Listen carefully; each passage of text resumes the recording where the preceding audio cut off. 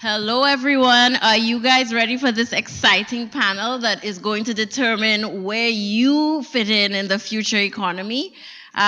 No? Are you ready? No? Let me see which schools we have represented here. Which schools do we have on the front row here? St. Winifred's and Foundation and Foundation. And who else do we have in the audience? Codrington, who else? Queen's College. And the University of the West Indies is here? Woohoo! All right. So Barbados Community College. So we have a wide spectrum and Urdeston? Okay, wonderful. So we have a lot of representation from a lot of different schools. And what we're going to talk about for the next 50 or so minutes is what you can expect in terms of employment moving forward. You're all at school, you're all at university, you're all plugging away every day. What does the world tomorrow look like for you? And I am blessed with 5 wonderful panelists. We're going to try and keep our intervention short so that we can open up the discussion so you get to ask my panelists anything you want on this topic. But what I'm going to do is I'm going to start by introducing the first speaker, let her say a few words, and I will do the same thing with each of the speakers instead of just doing a whole long monologue of their qualifications. So to my extreme left, I have Kristie Powell. Kristie hails from the Bahamas, and she is the technical advisor to her government on digital transformation. I know she looks really young, but she has a whole heap of experience, one of which is that she worked at Google. She also owns her own software development company, Revel. And what she's going to talk about are the opportunities for you out there. Technology today is blurring the boundaries of a firm, and it is creating a lot of opportunities for companies like hers to generate value by creating network effects that connect customers to producers to providers while facilitating interactions from a broad stakeholder complement. So what Kristie is going to talk about, I think, for the next 5 minutes is how she got where she was working at Google and now working in the Bahamas government as a technical advisor in this new economy, doing what she does, which is software development. That's a very long time to talk. I don't think I have 5 minutes worth of stuff. But, so I have a bachelor's and a master's in electrical engineering. And like Jan said, I am from the Bahamas originally. When I was in 6th grade, I got my first introduction to me wanting to be an electrical engineer because I actually broke my computer. And my mother was on a business trip. How many of you remember the first generation iPod? You probably weren't even born yet. Put your hands down. You weren't born. I know it. But Apple had come out with something called a FireWire port. How many of you have seen the inside of a computer before, the motherboard? Okay, so you know it's green and it has lines that data transmits. So my grandmother, who lived in New York at the time, had sent a network card home, and I put it in the computer, and it didn't work, and instantly I got the blue screen of death. How many of you have experienced that before in your Windows machine? Switch to Apple. That's the moral of that story. But how many of you remember Ask Jeeves? Okay, you definitely have to be born before the 80s to know that. But the idea was there was a search engine. It was called Ask Jeeves. Google didn't exist. Yahoo didn't exist. Bing wasn't around. And I put in a word. How do I fix it? And ultimately, I determined what it is that I wanted to do. The computer rebooted. I spared myself a butt whooping, and that was it. That was the advent of me wanting to be an electrical engineer. Fast forward 5 years, went to university, got my master's, started working for a company on Wall Street. And who would have thought that I would have actually ended up working for the largest search engine? The Bahamas government in 2017, I think, had a technology summit. And I spoke to a group of students and a group of professionals in the Bahamas, but a lot of people that were there were actually politicians. And one of the things that I habitually said was, it's time for old people to go home and it's time to let new people in. And they listened. So in February of 2018, I quit my job at Google. My mother thought I was crazy, but I was like, this is it. This is what I want to do. I wanted to change the world, and I wasn't doing it in the way that I wanted to do, working for corporate America. As luck would have it, 4 weeks after me quitting my job, the deputy prime minister called and he said, do you want to come and work for the Bahamas government? And I said, no. I wanted to do my own thing. He called back a few days later and said, do you want to be the chief information officer for the government? I still said no. He called back a few hours later, and then that's how I became the digital transformation advisor to the Bahamas government. That's it. But I'm sure, wow. Look at that, claps. And I'm sure you guys want to hear a little bit more of how she went from being like you, sitting in these classrooms, humdrum, taking your classes, to what we could consider to be a trailblazer. So we'll rope around the next round of questions that you may have for her.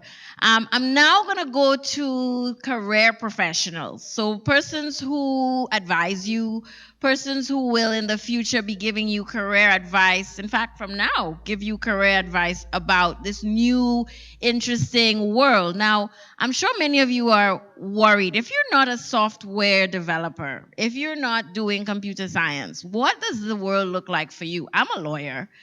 I mean, when I went to school, the last thing I wanted to hear about was computer and computer software. But the digital economy is transforming my profession. And one of the things you would think is that robots are going to take over. But this report that came out from the World Bank called The Changing Nature of Work, it actually said that some of the automated jobs that are now being created by this new technology will replace routine jobs. So, things such as, things that are codifiable, work that can be codified, is now going to replace probably the lower end jobs. But for those of you who are working more in the higher end areas, your jobs may not be as in jeopardy as you may think. And I think what we're looking at now is a new type of skill set. So although you'll still be working, what is in demand is very different. And I read a little bit before I came to speak to you, and it said that, when you looked at a 1996 job description for a manager in Shanghai, for instance, at the Hilton, what they were looking for was excellent character, willingness to learn, a bachelor's degree, proficient in English, good health, living close to a hotel, where the hotel was. In 2018, the job description is completely different. It's a positive attitude. It's ability to work independently and as part of a team. It's a competent level of IT proficiency, which you might think is not necessary for a hotel manager, and a 4-year university degree with at least 2 years of experience. So the formal education is less important than your behavioral skills. How are you able to work as a team? Can you take abstract concepts and make it work? And so I'm going to ask Jameela as well as Dawn Marie. So Jameela has her own company. She HR Boss, apparently, if you go online, you'll see it. She advises millennials about how to chart their own career. And Dawn Marie is our own here at UE, and she's a career consultant and a career advisor. So the two of them will, I think, tell us what you need to know about getting yourself ready, even if you're not a software developer. What do you need to do to stack your CV in order for you to be attractive in this new world of jobs? So either of you can take the floor.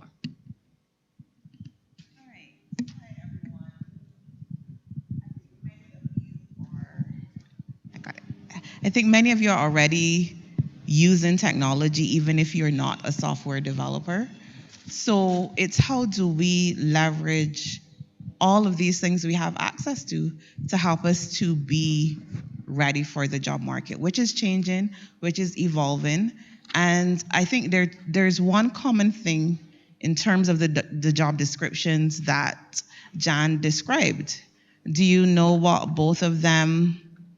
what was common in both of those job descriptions? Anyone? Whether we look at, yes? No? Sorry? Teamwork. So that means you're working with people. Anything else? A positive attitude. a bachelor's degree. So we do need some qualifications in there. That's very important. But the thing that is not changing really is what it is that you bring to the table. So what are those skills? What is that attitude that you present with? So we want to know that you can work on your own. And we also want to know that you can work with others. Yeah? So these skills are not going anywhere. Your people skills, your training may have to change a bit, but the things that you bring as an individual, we still want to see those things. And there's a short video that I would want to show, maybe after Jameela has shared her bit, and then we'll go from there. Yeah. Okay, so good morning, everybody. So your resume is your selling tool. On a normal day, you wouldn't have an introduction to a recruiter or HR manager. The introduction between me and you is your resume. It has to be creative. A lot of people go with resumes that are extremely long, that lack color. We like resumes that are catchy. Just like if there are 2 newspaper publications in Barbados right now, and one is more popular than the other, why is it that we're gravitated to that one? The more popular one. Because of layout, right?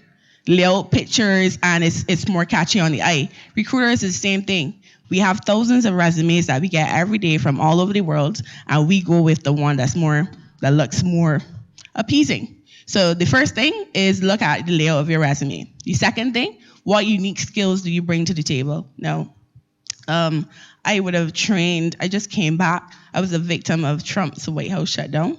So last year I was working for Congress and the White House and the U.S. Department of State. And the one thing that they look at your LinkedIn first. So when you apply for a job, they look at your LinkedIn. So I would suggest that you update your LinkedIn and pair it as close as your resume as possible and make it stand out. The world that we're living in right now is digital, is moving, and the attention span of people are getting shorter and shorter, right?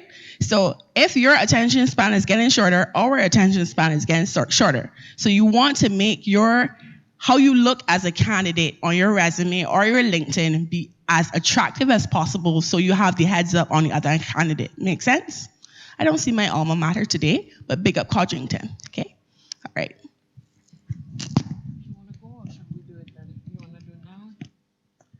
Okay, let's do the first round in its entirety, and then we'll look at the video. I want to hear from the students, and I recognize that most of the discussion here is probably pitched at university students, so many of you at high school, I don't know if you have LinkedIn profiles, but it's certainly something that you want to start thinking about, and we will get an opportunity for you to ask the questions that you really want to ask at whatever level of the education system you are. But before I do that, I want to give 2 young persons closer to your age than mine. So we have Paula and we have Neo. Neo is a St. Lucian just like me, and he is bound for Soju, right, in China, because part of the university exchange with computer software training in China is that our students get to go over there and learn, I imagine, from the Chinese about how to use some of the software skills that you're developing here. And Paula is in the computer science double major stream at UE. So again, 2 persons who are very much geared towards the new economy and the digital economy, but I want them also in their discussions to talk about persons who they interact with. So other students from the SOCI departments or from non-software and computer science departments, tell us, what are your fears? Do you think the high schools are preparing the students for the new world? What are the things you think would be better addressed by your government, by your lecturers, by society? Are you scared of retrenchment that's happening in Barbados more generally? Tell us what goes through your mind as you prepare for the new jobs tomorrow. Well, I would say that I can agree with everything that was said so far. The nature of work is certainly changing, but I would say there is nothing really new about that, because work has really been changing over the years, and since the 19th century industrial revolution has been changing. So the only thing that's really new about it is the pace that it's changing at. It's actually changing really, really fast.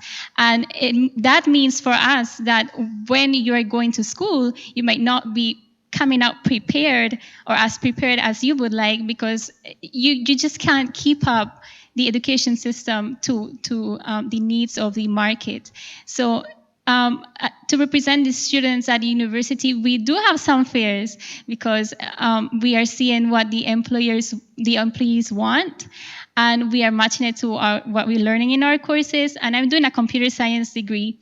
But just the other day, I was talking to one of my classmates, and he was telling me, we are now in our third year, and we feel as though we are being told how to build a house, but we are not being taught how to use the hammer. Wow. So we feel as though we know a lot of theory, but the tools that we need, the digital tools that we need, even though we are doing programming courses, there's a lot to learn on your own as well. So, but I can say that certainly the educators are trying their best. I have a lot of lectures that are trying to introduce new technologies for us to use. The university is using the AWS. They have recently partnered with Amazon Web Services. So, and one of our lecturers is introducing us and incorporating it in one of our projects. So I feel a little positive about that educators are trying, but I think that's something that we have to do is personal. We have to change the way we think about school. We cannot think that school is going to prepare us entirely for jobs, but you have to do a lot of work on your own as well. But I can certainly say that you learn from school is how to work with others, how to, group projects at university have really helped me to control myself and, learn how to be a little patient with others, collaborate.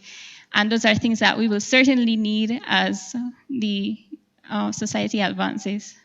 Okay, wonderful. Neo? Thank you. Okay, hello? Yeah. Thank you for that lovely introduction, first off. For me personally, as Dr. Remy would have said, in September, I will be going to China, Suzhou, with the software engineering second cohort. So my year will be the second year that we'll be going across to China. It's a great experience, and we're lucky to have been given this opportunity. For me, I would have started in computer science at the university. Paula would have been in my class. The first week of school, a Friday, that was our first class for entrepreneurship. One of our lecturers would have said, there are 60 students in here. I can't promise all of you jobs. There were 60 students before y'all, 50 before them, there may be 60 after them. What are you doing to set you apart from the other 60 in your class? Are there any students in here who want to be accountants? Any lawyers, doctors? Think of how many students are in your class. What makes me employ you opposed to them? For me, one of my fears would have been, before I got into computer science and software development, is I wanted to be a writer or go into theater. In St. Lucia, one of the stigmas attached is you're not going to make money off of it. Though we may have had a Nobel laureate come out from that, that was then. This isn't now. From a discussion I would have had with my parent and my uncle, I would have then decided to change my career path and then see if I could venture into my own passion later on. My uncle's advice to me was, make money to fund your hobby, though I did not think of it as a hobby. It was genuinely what I would have wanted to do, right? Doing what I'm doing now, I would not have liked the foundation for computer science. I would have went to BCC and got an associate's degree in computer studies. BCC equipped us to do what we have to do for ourselves. Then we can go out and do it for someone else. That is working on our systems, working on our computers and the ones at the lab. If we can build a foundation for ourselves, we can then do it for someone else. I feel like you may have given me the technicalities, but as Paula said, I can't build a house. I know how to do it, but they never showed me how to do it. From then, I'm not saying that it is that limited, because in this day and age, we have to teach ourselves. A friend of mine would have developed an app before we learned how to do app development at college and university from YouTube and Googling how to get it done. Though I may not have had that same drive to go and Google to do that to better myself, I noticed the importance of it. They give us the foundation. It's what you do with it after that. From doing software engineering, it's something that I do prefer to do, but 10 years down the line, it won't be the same. The jobs that we're looking at now will be changing, and rapidly, especially with the growth of artificial intelligence. China seeks to be the leading force in artificial intelligence by 2025. By 2030, they want to have cornered the market. They're putting stuff and measures in place to better equip themselves and their people. We in the Caribbean have to make sure that we're doing that for ourselves. We can't rely on the universities, not in this day and age. We can't rely simply on a textbook. We can't rely simply on a textbook or what our lecturers are telling us. It's how we go home and what we do in our free time that builds up ourselves and our characters. I was reading up on... I think it's so interesting, everything that's coming out of the panel, but I really want to make sure we get the students to have an opportunity to ask these questions. So I'm going to give you a minute to wrap up, and then I'm going to throw the session open for questions. Okay. So for me, my biggest fear would have been that what I would do will not be relevant in the next 10 or 20 years. In the New York Times, February 26, 1928, an article is written that says, machines will take over. Robots will be doing all of our jobs. There will be no more farmers, and there will be no more construction workers. But what they did not highlight is the fact that the new jobs coming into the age host and breed the foundation for new jobs to come along with it and new people to do them. So think about that and look into those new jobs. Thank you so much, panel. You all gave a lot of food for thought. You're not the first person. In fact, just yesterday I was having a conversation with a young law student, and he said to me, I really don't want to be a lawyer. I really actually want to be a singer. But my parents told me to go to school and do law, and then I can fulfill my desires to be a singer. And I'm wondering whether there's a way that we can do a better job at the university, but just in terms of society, of ensuring that people can integrate and make money out of the things they love. How is the digital technology, or how are the new jobs allowing us to integrate better what we love to do with a marketable skill that we can actually get money for? And I'm wondering whether the opportunities are there and we're not letting students see them more glaringly, and how it is that as a university we can make what we do fun, instead of a humdrum career in law and then, okay, I'll eventually, when I grow up, I'll do what I really love. How do we merge the two and make that marketable? So, any questions? First of all, those of you in here, did you want to make any or formulate any questions for our panelists? Yes. Codrington? Say your name, and then you can, if you want, and then you can pose your question. The mic is coming. My name's Michael, and I was just wondering, what kind of jobs do you think could come about from computers taking over already existing jobs? Okay. What jobs? You mean what jobs can come about for the jobs that remain, or how do the computers automate the current jobs that are being done manually? Like, what new jobs could be formed out of what's been happening with computers taking over the jobs they already have? What are the new opportunities for new jobs that computers can do? Okay, that's a very loaded question, and it's loaded because it's disheartening. Most people fear that when a manager comes to them and says, oh, we now can automate this process or task, it means that we're going to automate you out of the way, or like what, and you'll no longer have a job. And that's the fear of the stigma that's there, and it's real for many people, especially those who are probably over the age of 50 right now in the workforce.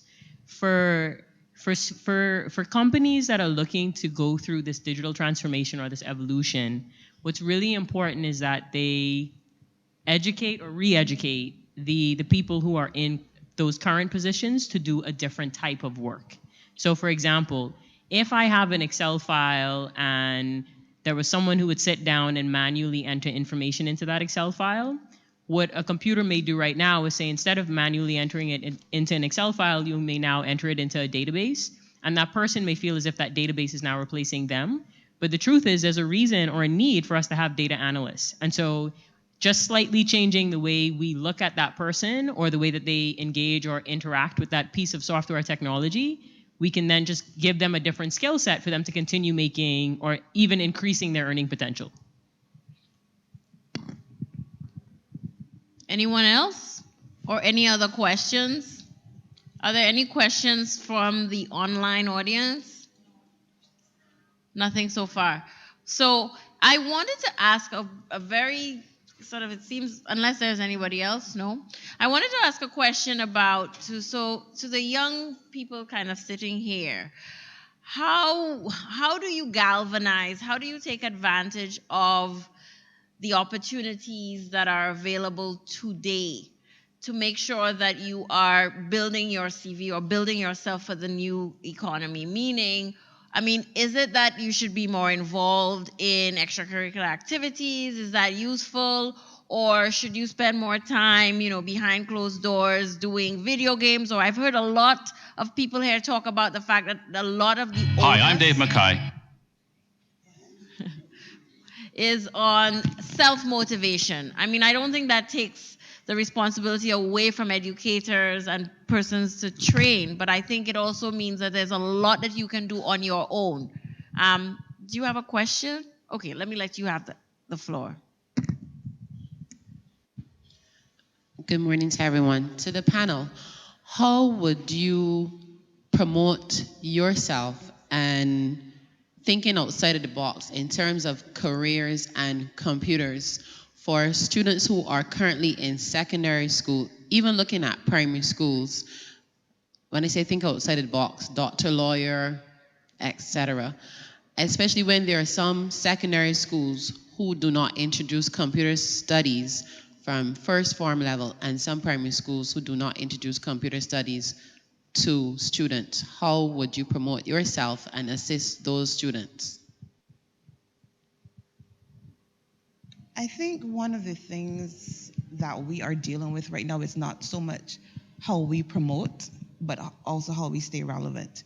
Because if we are in the classroom, even though technology might not be in a school, officially, students have access to devices that allow them to take a video, make a telephone call, and things like that. So I think for some of us as professionals who are also trying to keep up and to remain relevant to young persons who are like, come on, let's get to the meat of the matter, let's do this very quickly, we also have to let students bring what they have and to engage them in ways that we have not engaged them before. So we are not coming with all the information. We're coming with some of that information, and students are also, they're bringing information and they're bringing technology with them. So a part of it is how we also engage them, not just coming from the perspective that we have a responsibility. We have to help them to develop and to cope, but we also have to work with them and to also think about what they're bringing to the table in traditional ways as well. Anybody else?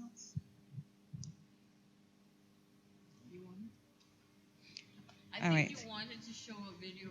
Yes, because one of the things that Jameela said also talked about your CV. How many of you in high school already have a CV? Resume, whatever you. So we have a few hands, yeah? So I'm going to ask you that question again after this. Hi, I'm Dave Mackay. Today's youth face enormous challenges getting real work experience. That's why we're launching Canada's largest corporate commitment to get young people ready for the future of work, like our crew. I'm Pierre, the student directing this video. Shaq, cinematographer. Corrine, audio. Yasmin, camera assistant. Congratulations on your first job, everyone. That's a wrap. Introducing RBC. Who says I don't have experience? I visited 2 of the world's 7 wonders, mowed over 1,000 acres of lawn, won a science fair, been in 2 bands, gone solo, got my diploma, made my mom cry, and have at least one story to tell my future grandkids. The only experience I can't get is work experience. Introducing RBC Future Launch, a 10-year commitment to help youth turn life experience into work experience. Let me ask you that question again. You may not have it documented anywhere, you've not written it down, but do you share things you've written? Do you share experiences in terms of where you might have traveled, things that you've done? Are you sharing that information anywhere? I'm seeing some nods and I'm seeing some nah. So I want you also to begin to think about the fact that in the space that we are in right now, your career is starting, or you are telling a story before you get to applying for your first job. So you're on Instagram. How many of you are on Instagram? Yeah? And you're sharing information about yourself. It's on Instagram. How many of you were still using technology when MySpace was the thing? Anybody knows what MySpace is? Yeah? But do you think the information that was there and shared on MySpace, do you think that that goes because MySpace is not one of the things that we're currently using right now? Just yesterday, we had a conversation with students about their social media presence. And the thing about the digital age is before, we could take a picture with a camera and that not go anywhere. Yesterday, very vivid to us, we can take a picture and that picture can go and it can end up in Canada and get back to Barbados, and some of us not even know about it. So the thing is that we are telling stories about ourselves and our skills well before we prepare our first CV. And I want you to think about that. How can you leverage these spaces that you are occupying to help you to start to build a portfolio and tell us about yourselves?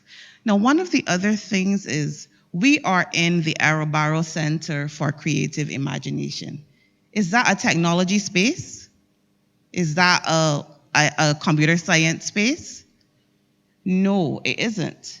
This is where we come when we want to see what students have done in film, what students are doing in music, and these kinds of things. So the good thing about disruption is it's helping us to take that still picture that we were using before, and we're using that now in new ways in marketing, in psychology, we're using it in law, we're using computer science to drive how we do some of those things. But so we're saying these things are not necessarily only kind of being replaced, but they're evolving. And a lot of information is coming your way. Now, we have to be concerned about our future. And that's why you're invited to forums like these. Yeah? So RBC in Canada has started in some ways that discussion maybe about 2 years ago in terms of helping young people to feel like, because our university students feel like, I have this degree, but am I really ready? Do I have all the skills that I'll need? You will never have all the skills and experiences that you need. But we want you to think about how you're using these experiences and how you can build on those experiences. And we want you to be responsible so that when you decide to take that picture and upload it, you know, as Dr. Roberts said before, we want you to think about not just that person's family, but how might this impact you down the road? Because everything is so digital and the reach is now so far. So our careers are evolving, And you need to be able to keep up with that. And there's just one more comment I want to make. Research, and to be able to sift through and determine what's important. As a university student, several emails, several events come to you every day. And you have to be able to, you will either decide, look, I don't have time for that, I'm not going to pay attention to it, or I'm going to look through and see what in this information is relevant to me. Yeah? Is this event today something that will help me in my career? Is it going to help me in my social development? So we have to be able to use these tools too to help us to determine how am I going to use my time, as Neo said. So multiplicity of things happening all at once. How do I keep up? And how do I use it to help me to develop and to stay relevant? Especially because I'll need a job eventually and information to package my CV with. All right. Anybody else? David? Did anybody else have a question that could go immediately after? Okay. I have a question primarily to the secondary school students who are here. I would also like to have the panel sort of weigh in on this. How many of you follow social media influencers, especially on LinkedIn and Snapchat? Any of you sort of follow anybody on any social media influencers, people like King Batch or any of those? And the other question I had was, do any of you see, because I had this conversation with other students who actually see the possibility of being a social media influencer as a reasonable career choice and something they might want to be interested in. And I would like to get your opinions and the opinions of the panel in terms of those sort of what we would consider non-traditional careers that are emerging now and what the opportunities might be. Any influencers out here? You had a comment? So Khloe Kardashian, for instance, I mean, apart from her normal job, but she goes, these persons who go and promote products, etc., but just by one click of an Instagram, picture. And so they say, I endorse this product. Or other people who go and endorse a game, Fortnite. Just people who you follow because they have interesting turns of phrases or you like what they say. These are people who make their career out of the social media. So that's what they do. Any of you interested in that kind of career? Any of you follow these kinds of people? Yes, you wanted to say.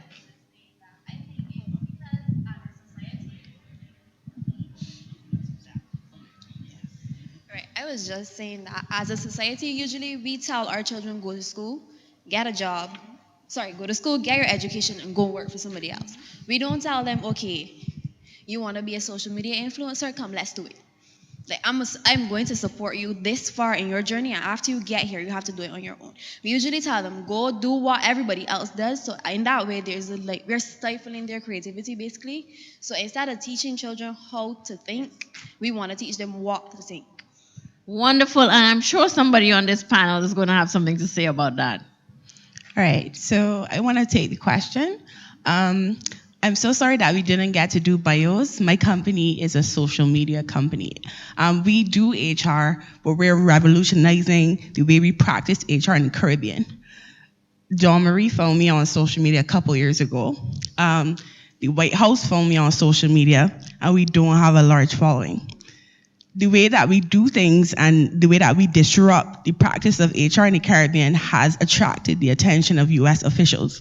And they funded us to come there to train for a couple of months in how to recruit and what standard they're looking for.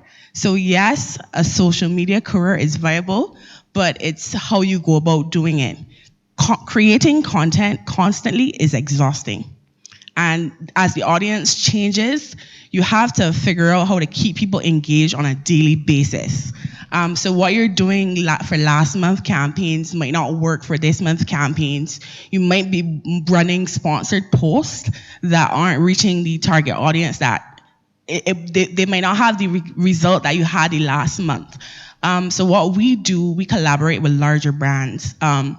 We normally brands approach us. The most recent brand deal we had was with Savannah Beach Hotel. And you would wonder why a HR company is running a brand campaign with Savannah, but they see the impact that we have on millennials, and millennials like to spend money on staycations. So what better way than to have a millennial HR company promote Savannah?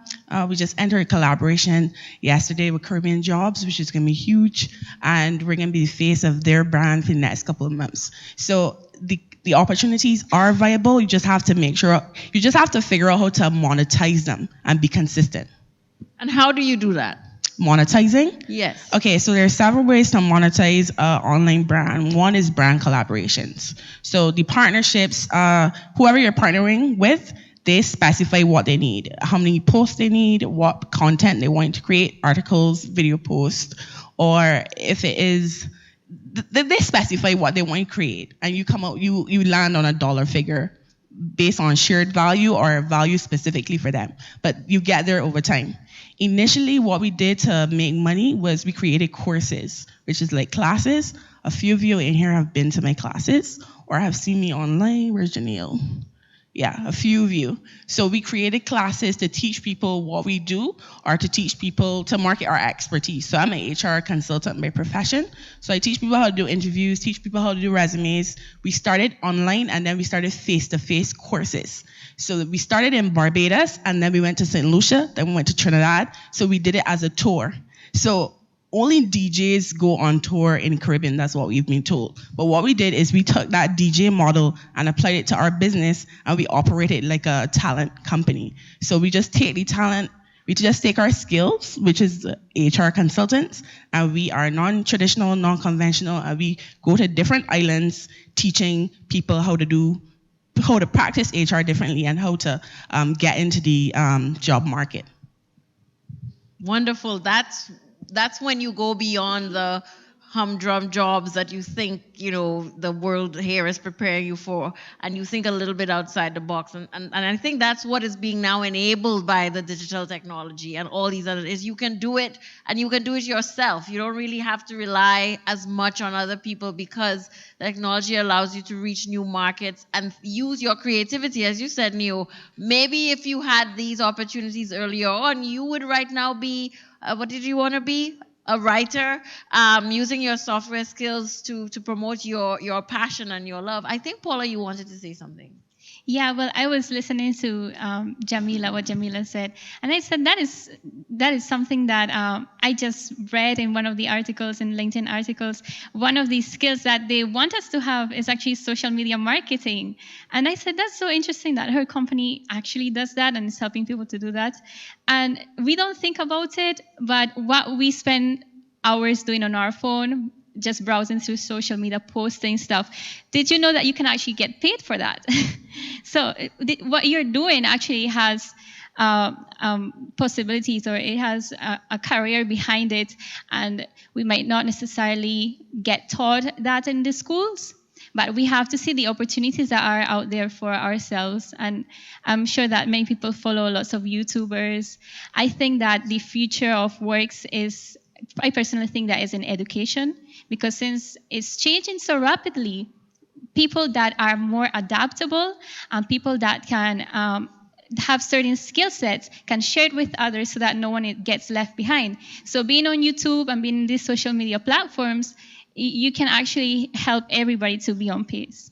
Exactly. Neo, you wanted? It's funny that they say that. Do any of y'all know Ninja, the Fortnite streamer? Do any of y'all follow Drake on social media? Rihanna? You see, it's so simple, but some of us overlook it. I had friends who wanted to be streamers and YouTubers, but then I had other friends who went on the market of Instagram when it just came out. Just making the videos, the memes. Remember Vine? Something so simple like that, just coming up, making a 6-7 second joke, something funny, and then building your own platform and your own profile and making money out of that. Though it's something that wasn't taught to us, this is something easily that we could teach ourselves. And I just wanted to ask Kristie about how it is that companies now are using these platforms, because your work would take you into trying to connect entrepreneurs with that clientele and that marketplace using online platforms. So what are you seeing, just to end it off, because I think we have now 3 minutes, what are you seeing in the Caribbean that businesses, young entrepreneurs who come from maybe more a traditional background, who have brilliant ideas, how are they using online platforms, the internet payment platforms, to get their ideas out and to make money out of them? So I think traditionally you would have seen like a lot of brick and mortar stores. Like if you wanted to sell shoes, you would have to literally find a building, order, and then carry all of the inventory in stock and have someone walk into your store. So you take that model and you superimpose it with like Shopify that's happening now. You could do drop shipment. So you don't even have to be, you don't have to hold all the inventory if you don't want to. You can use online payments to accept that. So you don't even need to have a physical location. And then the other thing is, if you don't have a physical location and you do your business, you conduct your business entirely online, then it's open 24/7. So you don't even have to be there to run it, because the technology just runs itself so long as it doesn't crash.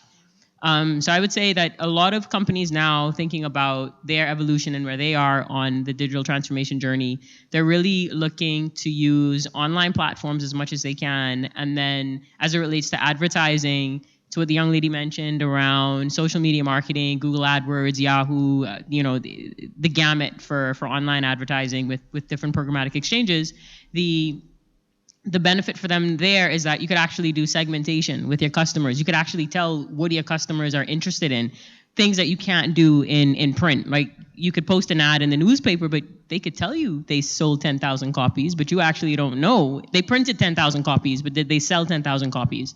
But you still had to pay for that ad for the printing for the 10,000 copies that they did. Whereas in the advertising or the online space, you pay as somebody clicks on your ad. So $1 may actually get you a lot further than that $500 that you would have had to spend with the newspaper.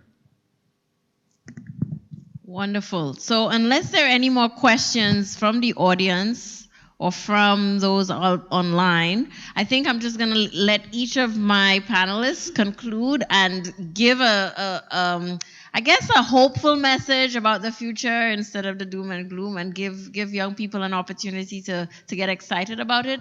30 seconds, each of you, if you want. Well, I can start if you don't mind.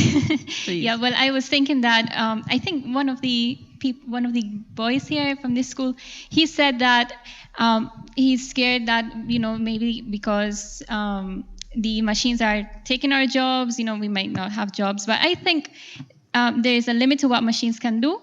And machines cannot think creatively. Machines cannot come up with unique solutions. They can just do a routine of tasks.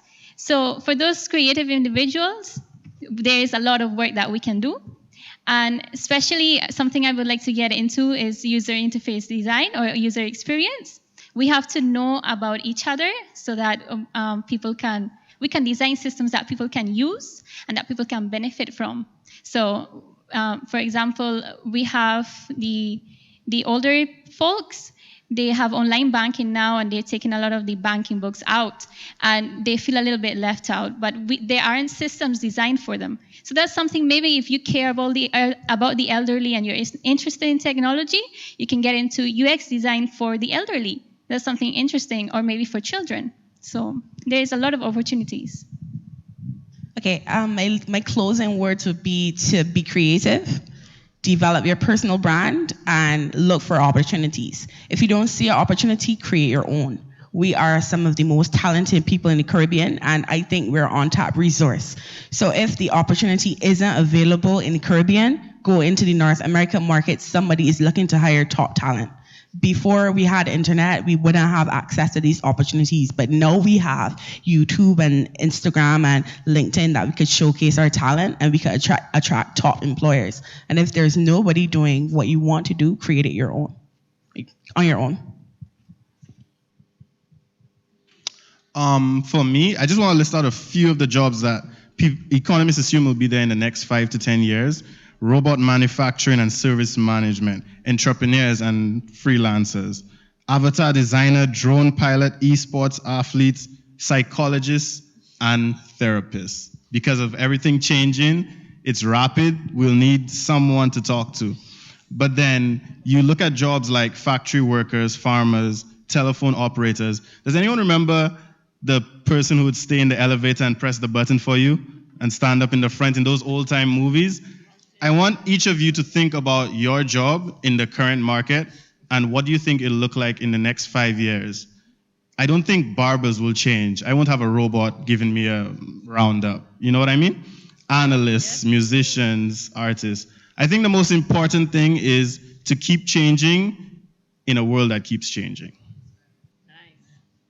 I would want to also say to you, we want to be intellectually curious. You know, as Neil said, there was a student who was able to do an app well before they attended their first class on app development. The information is open. You know, they're not those parameters where you just have to be able to pay to access education to be able to acquire it. So be intellectually curious. And also think about what is a solution, what is a problem that you might think has not been solved yet? And how could you maybe anticipate some problems that have not, that, you know, no one has thought about, and how might you be able then to find a solution for that? And take risks. Jameela, you know, we don't always have to work for someone, but how are you willing, but whether you're working for someone or not, the skills that entrepreneurials use are essential in the space and time that we're in. And the last thing is, the two videos that you would have seen here today, they are a part of something called RBC Future Launch.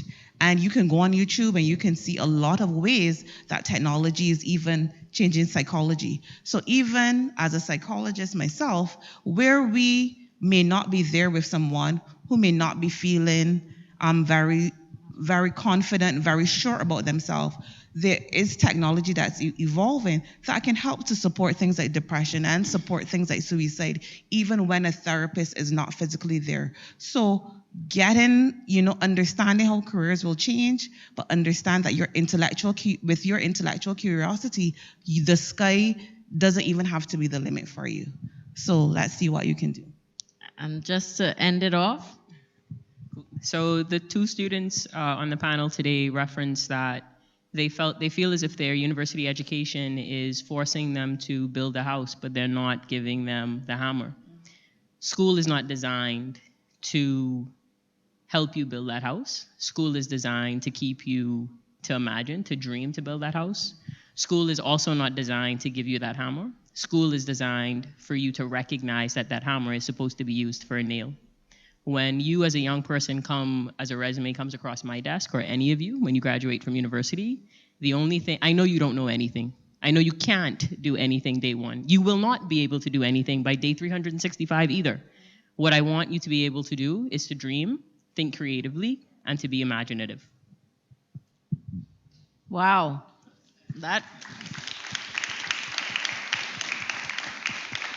I think we've gotten all the tools that we needed from this panel. These panels have been excellent. Thank you for your interest and your curiosity and for attending the session. And if you have any questions or comments to my panelists, please feel free to ask them afterwards. Thank you so much.